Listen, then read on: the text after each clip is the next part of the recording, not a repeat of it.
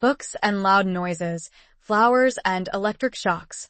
Already in the INF mind, these couples were compromisingly linked, and after 200 repetitions of the same or a similar lesson would be wedded indissolubly.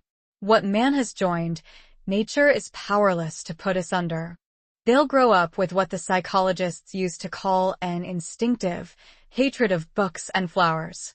Reflexes unalterably conditioned. They'll be safe from books and botany all theft lives. The director turned to his nurses. Take them away again. Still yelling, the khaki babies were loaded onto their denwaiters and wheeled out, leaving behind them the smell of sour milk and a most welcome silence. One of the students held up his hand, and though he could see quite well why you couldn't have lower caste people wasting the community's time over books, and that there was always the risk of their reading something which might undesirably decondition one of their reflexes, yet, well, he couldn't understand about the flowers. Why go to the trouble of making it psychologically impossible for deltas to like flowers? Patiently, the DHC explained. If the children were made to scream at the sight of a rose, that was on grounds of high economic policy. Not so very long ago, a century or thereabouts, gammas, deltas, even epsilons had been conditioned to like flowers in particular, and wild nature in general. The idea was to make them want to be going out into the country at every available opportunity, and so compel them to consume transport. And didn't they consume transport? Asked the student. Quite a lot, the DHC replied. But nothing else. Primroses and landscapes, he pointed out, have one grave defect. They are gratuitous. A love of nature keeps no factories busy. It was decided to abolish the love of nature, at any rate among the lower classes, to abolish the love of nature, but not the tendency to consume transport. For of course it was essential that they should keep on going to the country, even though they hated it. The problem was to find an economically sounder reason for consuming transport than a mere affection for primroses and landscapes. It was duty found. We condition the masses to hate the country, concluded the director. But simultaneously we condition them to love all country sports. At the same time, we see to it that all country sports shall entail the use of elaborate apparatus, so that they consume manufactured articles as well as transport. Hence those electric shocks. I see, said the student, and was silent, lost in admiration.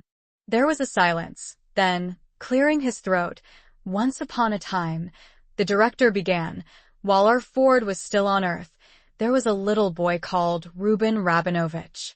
Reuben was the child of Polish-speaking parents. The director interrupted himself. You know what Polish is, I suppose?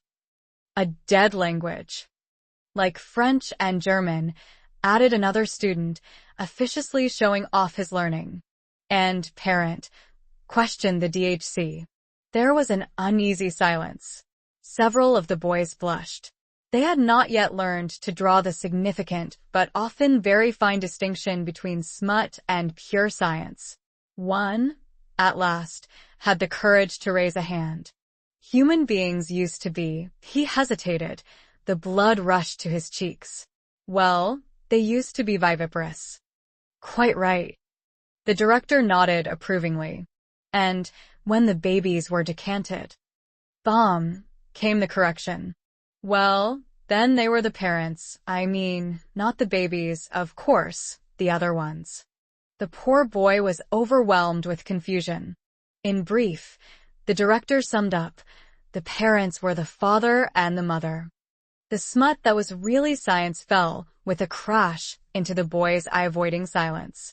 Mother, he repeated loudly, rubbing in the science, and, leaning back in his chair, these, he said gravely, are unpleasant facts, I know it.